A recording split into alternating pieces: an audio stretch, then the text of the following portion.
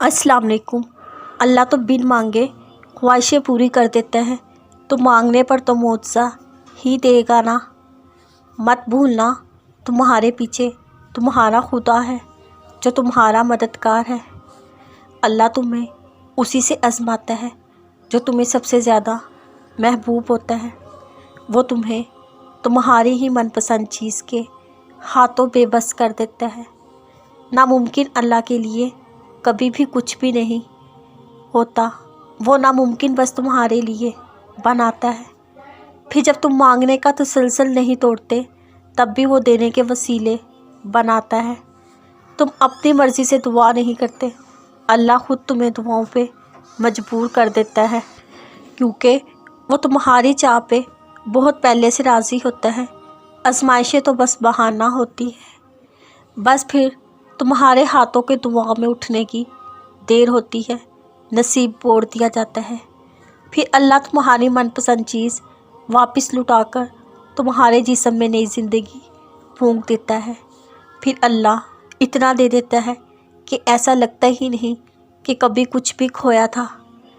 रब की तरह कोई भी आपको समझ नहीं सकता। अगर तहज्जुद में कोई ख़ास बात ना होती तो अल्लाह क्यों तहज्जुद पढ़ने वालों के लिए पहले आसमान पर आता, सिर्फ़ ये पूछने के लिए कि उन्हें क्या चाहिए।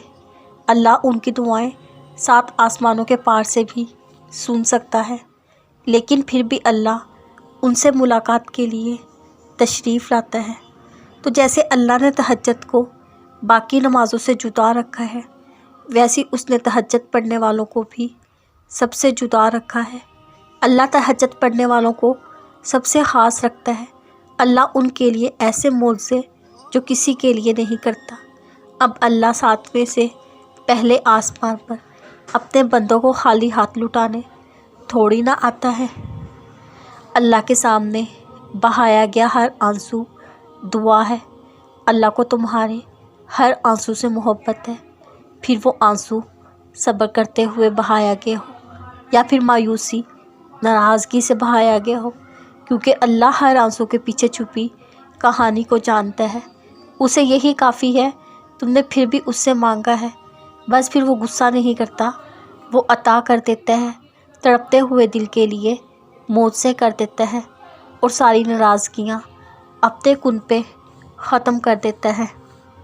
अल्लाह से इतना मजबूत ताल्लुक़ बनाओ, जिस रोज़ तुम अल्लाह को आवाज़ ना लगाओ, उस रोज़ अल्लाह फ़रिश्तों से कहे, ए मेरे बंदे की आज आवाज़ नहीं आई, पता करो उसका और मेरी मदद उस तक ले जाओ, मेरा रहम उसकी तरफ ले जाओ, ताकि मुझे उसकी आवाज़ आए और मुझसे कहे कि मैं ठीक हूँ।